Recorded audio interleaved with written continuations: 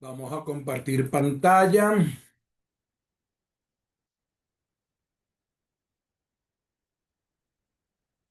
Bien.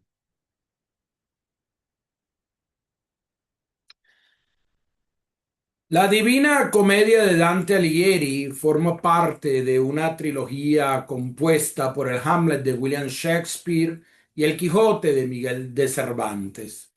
La característica que quizás más las acomuna es que cualquiera de ellas es capaz de seducir, conmover y transformar a personas de culturas y épocas tan diversas de aquellas en las que se arraigaron. A principios del año 2015 se organizó en Maracay un ciclo de conferencias dedicadas al polímata florentino. Las temáticas abordadas fueron múltiples y diversas, iban desde el aspecto político hasta el religioso, pasando por la música, las artes visuales e incluso su relación con los jóvenes de hoy. El poema sacro es sumamente complejo y difícil, pero es aún más complejo transmitirlo de manera comprensible. Nos enfrentamos siempre con la paradoja que despierta la obra, es decir, la Divina Comedia aviva efectivamente una gran curiosidad, pero a la vez los lectores rehuyen a involucrarse con ella por el prejuicio, no sin fundamento, de su misma dificultad. Una evidencia del interés que el Dante despierta en la audiencia, que normalmente asiste a las ponencias relacionadas con el tema, casi siempre heterogénea, tanto del punto de vista académico, cultural, profesores, profesionales, estudiantes universitarios de distintas áreas del saber, artistas, cultores locales, hasta jóvenes alumnos de liceos y colegios, así como gente no ligada al mundo de la educación, pero apasionadas del tema, por no hablar del rango de edad de quienes se hacen presentes.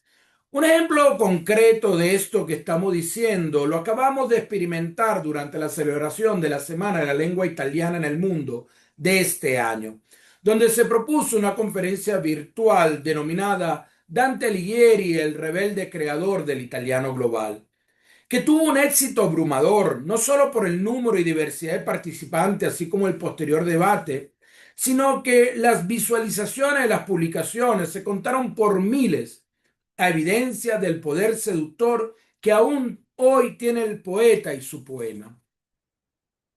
Haciendo un poco de retrospectiva, uno de los resultados más significativos de la experiencia del 2015 fueron las dos charlas preparadas y presentadas por dos jóvenes universitarias, pertenecientes a dos alma mater diversas, Universidad Arturo Michelena y la Universidad Bicentenaria de Aragua. Estos bachilleres encontraron aspectos en la obra que las motivaron a profundizar en el conocimiento de Dante Alighieri y sus escritos, llevándolas por un nuevo camino de exploración. Para ese momento, estudiante de psicología, quiso entender más sobre uno de los primeros libros que el autor medieval escribió, Simiente de la Divina Comedia, es decir, La Vida Nueva, compendio de versos poéticos y textos en prosa publicados probablemente hacia el año de 1293.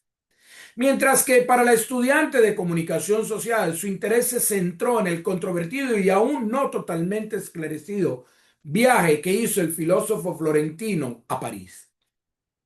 Los dos ejemplos antes descritos podrían ser vistos como una prueba de que la Divina Comedia representa un estímulo para despertar el deseo a iniciar un inédito viaje personal de estudio. La obra podría ser a su vez la misma guía que orienta un camino de transformación íntima de cada individuo, sin importar si se está formando o ejerciendo en psicología, comunicación social o cualquier otro ámbito, sea profesional o no. Es que la Divina Comedia ha evidenciado de siempre una característica muy especial y que hace de este texto algo único y particular. Cada vez que alguien en sus páginas se adentra, éstas se abren de forma inexplorada, haciendo que cada ciclo de programa sea una nueva aventura de descubrimiento. Este convencimiento nuestro se refuerza con la experiencia que hemos tenido en las visitas realizadas a 22 estados del país, dictando conferencias sobre la vida y obra de Dante Alighieri, Han sido decenas las sedes visitadas, desde liceos y colegios en localidades como Chuao y Maiquetía, o en la ciudad de Los Teques o Maracaibo, hasta los museos de San Cristóbal, San Carlos, Boconó, Coro, incluyendo las almas mater UCB, Universidad Carabobo, ULA en Mérida, por mencionar solo algunas. Un recorrido lleno de experiencias y anécdotas y que independientemente de cómo iniciaba la actividad, no siempre conseguíamos un público cautivo y dispuesto, y mucho menos con conocimientos previos de la obra. Invariablemente concluía con numerosas manifestaciones de interés por saber más sobre la obra, de jóvenes y no tan jóvenes, de académicos y no académicos, de gente común y variopinta. Cada quien expresaba que había conseguido un porqué y o una razón para desear, para querer profundizar en la Divina Comedia e ir más allá del texto. Dante nos atrapa con su ardor, un entusiasmo que nutre cada línea de sus textos. Por esto, quienes lo leemos experimentamos un insólito despertar y un nuevo impulso de nuestros deseos por aprender, siendo esta una de las respuestas para hacerle frente a lo que diversos estudiosos afirman sobre que el sistema educativo actual reprime los talentos y habilidades de los estudiantes, llegando a matar incluso el deseo por aprender. Leemos en el canto 9 del Paraíso: los ojos de Beatriz que estaban fijos en mí dieron firme licencia a mi deseo, a la vez que me decía que para que todos mis anhelos que habían nacido en esa esfera cuajasen, proseguir más allá me convendría, más allá de y deseo son dos de los términos más recurrentes en la Divina Comedia. El deseo de ir más allá de, motivar el interés por, despertar el eros por el conocimiento o el eros del conocimiento. Es el dorado de todo maestro, guía, docente. Es el culmen al cual aspiramos llegar quienes enseñamos. Esa pasión por aprender, por saber, es la que siempre queremos inyectar en nuestros pupilos, en nuestros alumnos.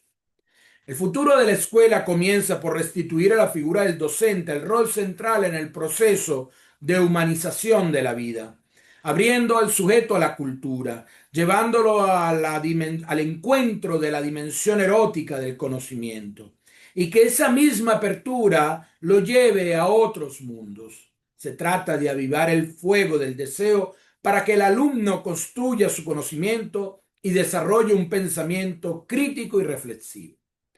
Si hay algo que perdura en la escuela es la relación del sujeto con el saber, que el profesor debe ser capaz de permanentemente animar. Es en la escuela donde se debe hacer del conocimiento un objeto capaz de despertar el deseo, un objeto erotizado en condiciones de funcionar como causa del deseo, capaz de estimular, de atraer, de poner en movimiento al alumno. Si el deseo del saber no se anima, no hay ninguna posibilidad de aprender de forma singular aquello que del conocimiento se transmite.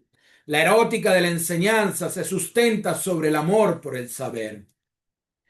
La Divina Comedia bien podría ser un camino que despierte ese erotismo. Cuando nos adentramos en sus páginas, el oltre, es decir, ir más allá de, y el deseo, nos envuelven de tal manera que despiertan en nosotros una urgente necesidad, un deseo irrefrenable de hurgar, de profundizar, de saber más.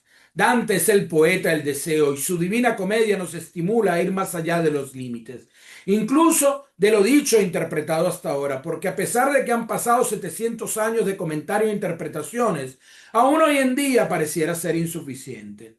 Un hecho que deja perplejo a quien sea, sobre todo en esta nuestra era de la ultra especialización.